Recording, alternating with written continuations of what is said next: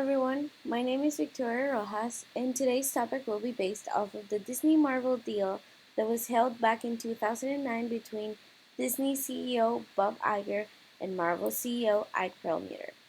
This will be a brief overlook of one of the most talked about topics in the entertainment industry.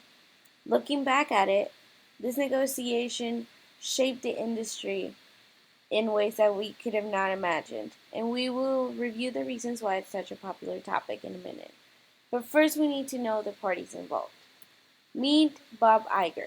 He is the current CEO of the Walt Disney Company, and he reached this position in 2005. And just 1 year after that, he helped Disney acquire Pixar. Now, meet Ike Perlmutter. He is Marvel's CEO, and apparently not a lot of people know about him. He's almost never seen or photographed, and he does not like to give interviews, apparently. So, not a lot of people know what he's on about. Now, let's start from the beginning. And the first thing that you need to know is that Ike did not want to sell Marvel whatsoever. Despite the threat of bankruptcy from months before, Marvel was rising again and the market was looking just fine for them. Disney, on the other hand, really wanted Marvel under their belt. Now, knowing this, what were the positions of each party? First of all, Disney wanted to buy Marvel, plain and simple. They wanted their creative staff and they wanted the intellectual property, which was more than 7,000 characters created over the course of the years.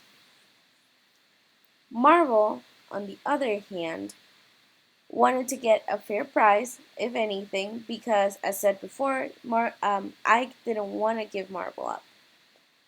They wanted to keep having creative control over what would be released with the Marvel name, as well as stock options over money, preferably.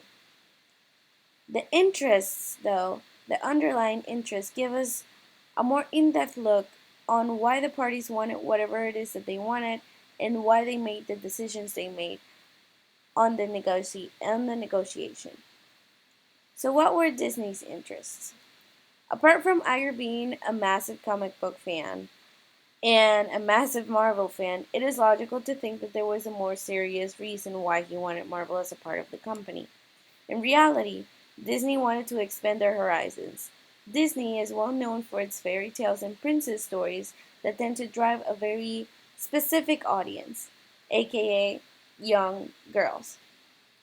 Iger knew that if they acquired a company like Marvel, they would attract a brand new audience, meaning young and teenager boys, even young adults. Marvel, on the other hand, wanted more than anything to continue to produce their movies like they were used to. They wanted that creative control or that creative freedom on their hands. Now, there's a lot of techniques and elements of negotiation that were present on this one in particular, and I believe that's what made this one of the greatest deals in the entertainment history. Now, we were able to definitely see a lot of affiliation and wanting to create a human connection, especially from Iger's side. He was very transparent during the whole negotiation, and even before, he didn't sit there, wait to get comfortable, and then lure his way into doing something tricky. He was completely honest from the beginning, and he stated that he indeed wanted to buy Marvel. That's about it. Another good element of negotiation was the autonomy. Before, we had discussed that I did not want to sell Marvel. Maybe this could be seen as a tactic to show independence in the moment of the negotiation, and by doing this, Marvel managed to get a great price out of it. At the end of the negotiation, you could say that did reach a they did reach a mutual, like, it was beneficial for both parties. Numbers wise, Disney ended up buying Marvel for $4 billion, and Marvel stock transferred to the Disney stock, giving the shareholders $30 per share. Disney, now talking about more intellectual property, Disney gained access to a wider audience as they wanted to, meaning young teenager boys, as well as more than 6,000 characters that were part of Marvel's property. And they expanded their horizons in terms of live action films since they didn't have a lot of them. So they opened spaces for movies like The Avengers, Thor, etc., that were in the end very successful. Marvel, on the other hand, got to keep their creative control over the characters and the content that came out with the Marvel name. But they also gained access to the distribution channels and data that Disney owns. During this negotiation, though, no matter how good it seems to be, or it seems to have been, there's always something that went wrong and right with it. Now, what went right, in my opinion, is the fact that Bob Iger remained honest throughout the entire negotiation and before the actual negotiation. I believed he used the elements of negotiation well and that it gave him the opportunity to buy Marvel after all. He gained a connection and he showed appreciation towards what I did for Marvel, and he understood his side of the story to the point where he still gave him the creative control that he had always wanted. Now, with the right always comes the wrong, inevitably, and this might be debatable.